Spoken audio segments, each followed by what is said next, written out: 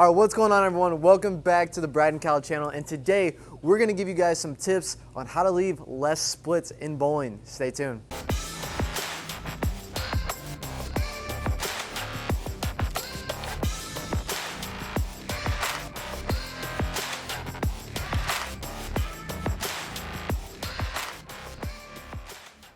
So Brad, we would all love to leave less splits in bowling. I mean, our scores would go up exponentially, and I'm sure yours would too.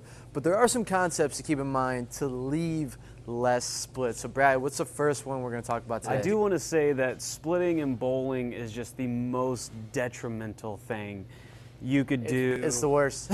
I mean, it's detrimental to your score, it's detrimental to your mindset. If you can find a way to get your splits to start leaving makeable spares, then your bowling game could just, it could go wherever you want it to go, really. Absolutely. But the first thing that you should look into if you are splitting too much is just your hand and what it's doing at the release. And sometimes I like to say that a lot of us just simply put too much effort, and effort's a good word. How much effort are you putting into your bowling swing and the release?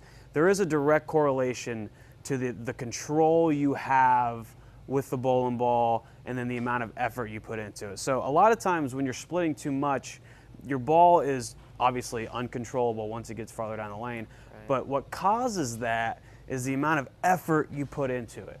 And so if you're really tense, you're trying to create a lot of revolutions, or you're just putting a ton of effort into the ball, that creates an uncontrollable reaction. When an uncontrollable reaction is had, that's when you start leaving splits. Yeah, so we want to try to create a softer hand. We want to try to still produce revolutions, sure, but with less effort. Because a lot of times when we try to do that maximum effort, we lose accuracy and we actually create a more violent ball reaction. Yep. So what's the second thing? Second thing, and it kind of goes along with trying to have a softer hand, is the angle. The angle of what our ball is doing down lane. A lot of times people like to see that big boomerang angle down the lane, and when it goes through the pins, trust me, I know it looks beautiful, but when it doesn't hit the pocket correctly, when it goes a little high, when it goes a little light, oftentimes this is when we leave those 2-8-10s, those Greek churches, those big fours. We have way too much angle going down the lane. So learning how to just not create as much angle down lane and trying to get a ball motion that you can that is smoother and you can predict. You know, when you're using less effort, I want to say the word softer. That's what we mean by less effort.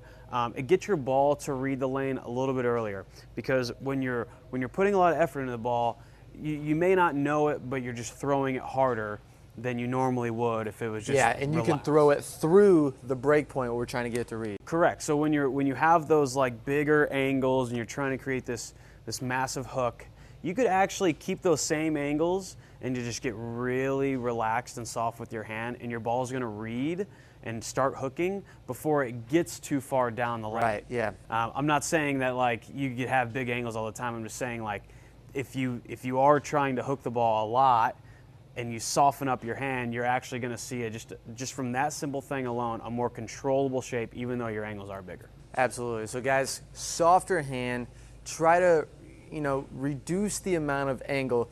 That boomerang motion is great. We know it looks pretty, but it doesn't always lead to high scores. All right, guys, thanks for watching the video, and we want to send you guys a free gift. All you have to do is click the link in the description or the comments for more details on how to get the free gift. And make sure you like and subscribe to our channel, and make sure you follow us on Instagram, Brad and Kyle.